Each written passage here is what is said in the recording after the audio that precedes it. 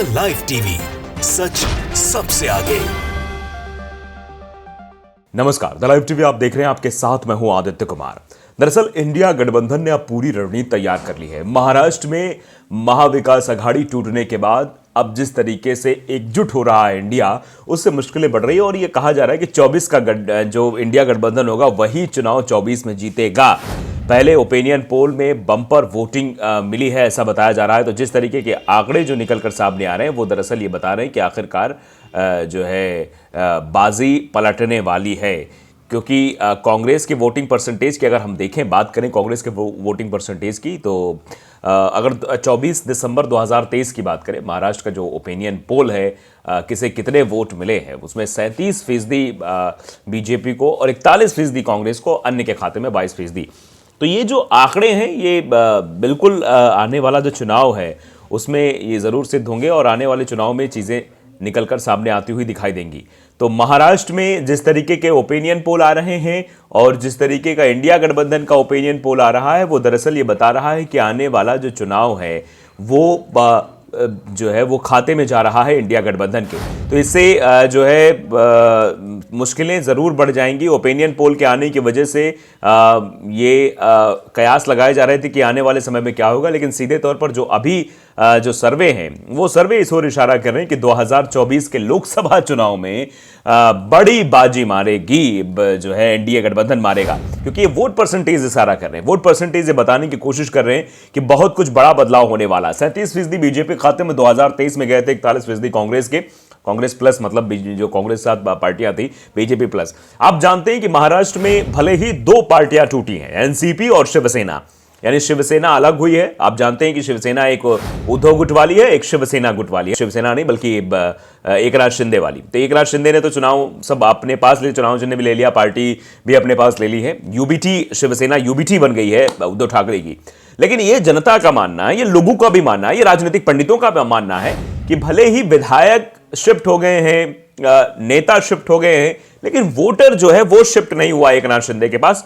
वो पूरा का पूरा अभी भी उद्धव ठाकरे के पास, थोड़ा बहुत 19-20 हो सकता है इधर उधर खिसका हो। कुछ जो विधायक होते हैं या नेता होते हैं, उनको जो व्यक्तिगत वोट होते हैं वो शिवसेना के नहीं, वो व्यक्तिगत वोट इधर जरूर ट्रांसफर हुए होंगे, लेकिन शिवसेना का जो कैडर का वोट है वो जरूर उद्धव ठाकरे के पास है। उद्धव ठाकरे यूबीटी के पास है, जो उनकी पार्टी है शिवसेना यूबीटी। अब दरअसल अगर एकनाथ शिंदे की चर्चा हम कर रहे हैं तो फिर एनसीपी की भी चर्चा करनी पड़ेगी, अजीत पवार की भी चर्चा करनी पड़ेगी।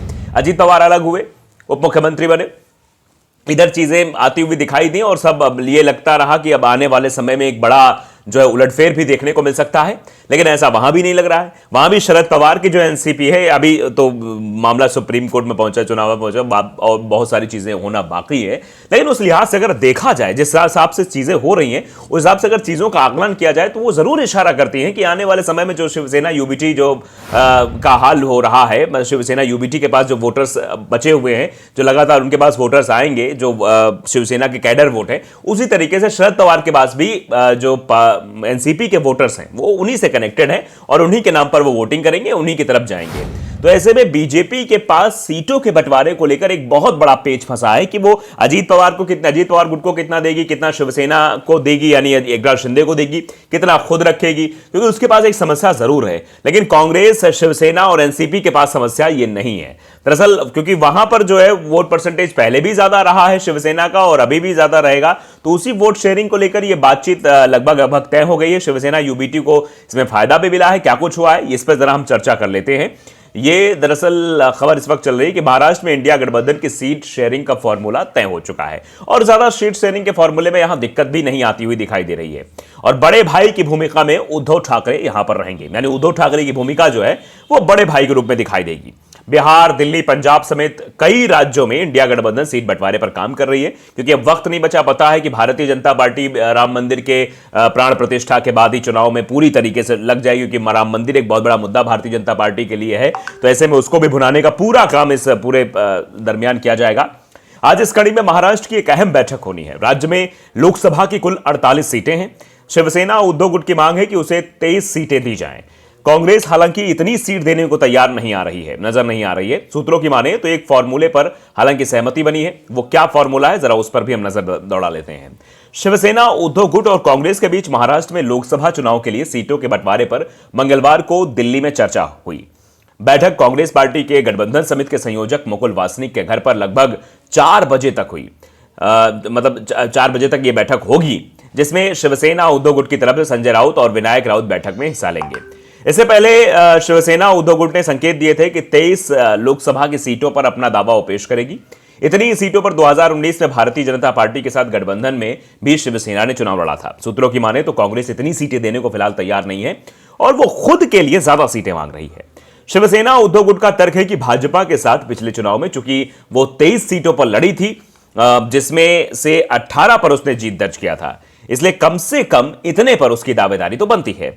हालांकि एक तथ्य यह भी है कि शिवसेना में टूट के बाद 13 सांसद एकनाथ शिंदे के साथ चले गए और आज के दिन शिवसेना, उद्धव गुट की ताकत उनकी नहीं है जो पहले थी। कांग्रेस इसी बात का फायदा उठाना चाहती है। कांग्रेस 18 सीटें मांग रही है, जबकि एनसीपी भी 18 सीटों पर दावा कर रही है। सूत्रों के मुताबिक 17 से 19 सीटें शिवसेना को, जबकि 13 से 15 एनसीपी को। वहीं 12 से 14 सीट कांग्रेस को देने पर सहमति बन सकती है। एनसीपी के संबंध में हालांकि यह होगा कि उसे अपनी सीटों में से प्रकाश अंबेडकर, श्वेतकारी संगठन को 2 से 3 सीटें देनी होंगी। महाराष्ट्र में कुल 48 लोकसभा की सीटें हैं। 2019 के लोकसभा चुनाव में भारतीय जनता पार्टी ने 25 सीटों पर चुनाव लड़ा था। भाजपा 23 सीटें जीतने में सफल रही थी। वहीं शिवसेना ने चुनाव में कुल 23 सीटों पर बीजेपी के साथ मिलकर चुनाव लड़ा था। शिवसेना ने 18 सीटों पर जीत दर्ज की थी। कांग्रेस ने 25 सीटों पर चुनाव लड़ा था। पार्टी केवल एक ही सीट पर जीत पाई थी। कांग्रेस की साझेदार एनसीपी ने वहीं 19 सीटों पर चुनाव लड़ा था, जिसमें पार्टी ने 4 पर जीत दर्ज की थी। वहीं एआईएमआईएम के उम्मीदवार 1 सीट पर, जबकि निर्दलीय उम्मीदवार की जीत 1 सीट पर हुई थी। तो आप ये फिलहाल ओपिनियन पोल है और जो इशारा कर रहे हैं, जो चीजें बता रही हैं, वो ये इशारा कर रही हैं कि बहुत बड़ा कुछ होने वाला है और ये बड़ा जो है ये मुसीबतें खड़ी करेगा भारतीय जनता पार्टी की। दरअसल भारतीय जनता पार्टी ये सोच रही है कि उसने तो सब कुछ अपने खेमे में कर लिया है, उसने चुनाव को अपनी तरफ कर लिया है, चुनाव उसके ही पक्ष में जाता हुआ दिखाई दे रहा है। लेकिन ऐसा नहीं है। जो संभावनाएं बनती हुई दिखाई दे रही, वो संभावनाएं भारतीय जनता पार्टी के लिए बेहद ही खराब दिखाई दे रही हैं, क्योंकि जिस तरीके से सीट शेयरिंग पर बात बन रही है और सीट शेयरिंग को लेकर जो है चर्चा चल रही है, उससे साफ हो गया है कि ये जो पार्टियां हैं वो अपने सीटों को सही ढंग से सामंजस्य बिठाएंगी और चुनाव मैदान में उतर जाएंगी। और जो कोर वोटर की बात है, चाहे वो शिवसेना के कोर वोटर की बात करें या फिर एनसीपी के कोर वोटर की बात करें, वो पहले भी राजनीतिक पंडितों का भी मानना है, जो लोग महाराष्ट्र की पॉलिटिक्स को अच्छे समझते हैं वो भी बखूबी जानते हैं कि वो जो कोर वोटर है वो शिवसेना, उद्धव ठाकरे यानी ठाकरे परिवार से ही जुड़ा हुआ है। वो ठाकरे को वोट करता आएगा। और अजीत पवार भले ही अलग हो गए हैं, लेकिन शरद पवार का जो वोटर है, जो एनसीपी का वोटर है, वो शरद पवार के नाम पर चलेगा और शरद पवार के साथ वो दिखाई देगा। तो ऐसे में पहला चैलेंज तो भारतीय जनता पार्टी के पास सीट बंटवारे का और दूसरा सबसे बड़ा चैलेंज है वोटर शिफ्ट ना होने का। ऐसे में अगर अजीत को कम सीटें मिलेंगी तो वो नाराज होंगे, शिवसेना यानी कि एकनाथ शिंदे को कम सीटें मिलेंगी तो वो नाराज होंगे, और भारतीय जनता पार्टी ज्यादा सीटों पर चुनाव लड़ने को लेकर अड़ेगी। तो ऐसे में वहां पर तो मुश्किलें खड़ी होंगी। और अगर ज्यादा सीटें अजीत को दी जाती, चुनाव हार जाएंगे। शिवसेना को दी जाती तो उनके पास भी कैडर वोट नहीं है। तो यह समस्या है और यूबीटी के पास कोई समस्या नहीं है।